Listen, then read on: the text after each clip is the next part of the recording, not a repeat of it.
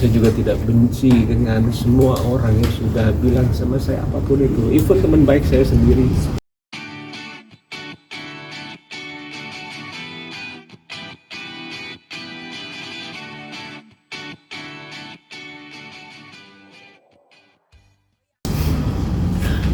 Karena cerita dia adalah cerita dia, tapi cerita saya, insya Allah saya bisa mempertanggungjawabkan semuanya.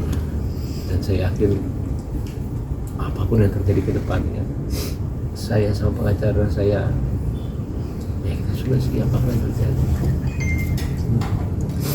Ya, paling itu aja. Punten banget, saya nggak akan ada pertanyaan.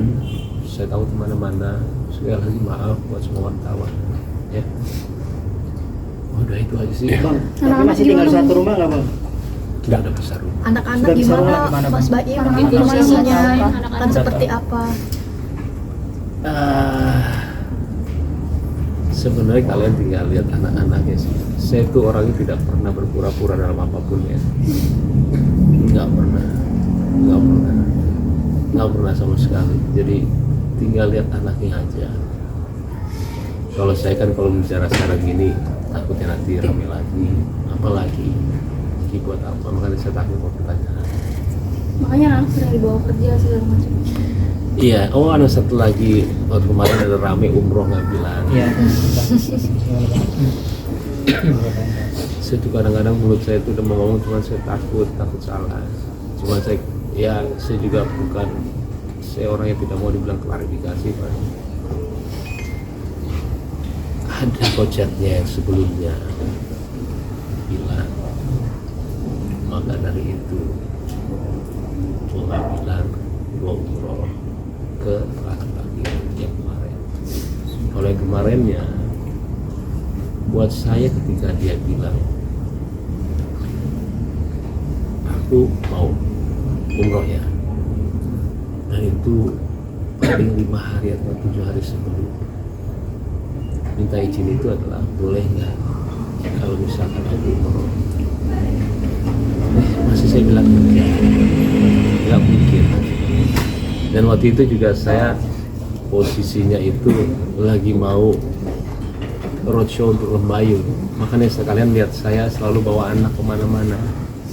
Untungnya saya itu menikmati setiap detik yang saya sama anak. Cuman berat nggak? Berat lah.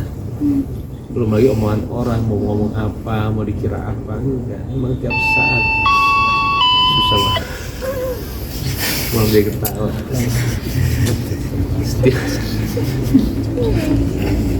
Ganggu aja. Setiap saat saya terus selalu mikirin anak. Jadi buat saya berat atau nggak berat, saya harus ke kota-kota manapun itu bawa anak. Jadi kalau misalkan dibilang izin atau enggak, buat saya itu tidak izin. Buat kemarin yang 2 sebelum itu memang ada. Kalau yang kemarin saya bilang, ya makanya saya bilang nggak tahu. Itu sih. Berarti hak asuh Mas Baim hak asuh Saya pengacara saya aja. gimana Bang untuk hak asuh? Kalau permohonan hak asuh kita udah ajukan, itu merupakan salah satu petitum permohonan yang kita sampaikan di dalam permohonan kami.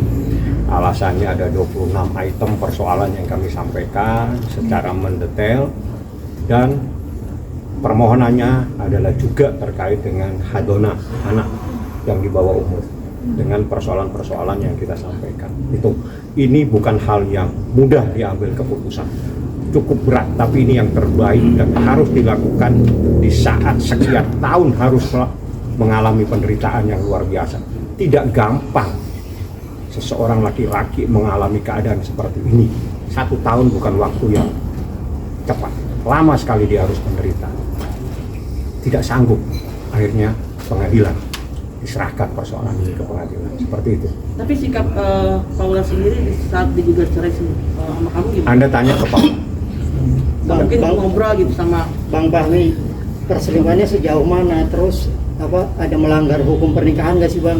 Itu otomatis Anda bisa tanya ke Humas. Yang jelas 26 item itu adalah hal-hal yang luar biasa, bahkan dengan ayat-ayat pun kita sampaikan. Jadi seorang wanita itu bagaimana perilakunya terhadap seorang istri, terhadap semuanya ada.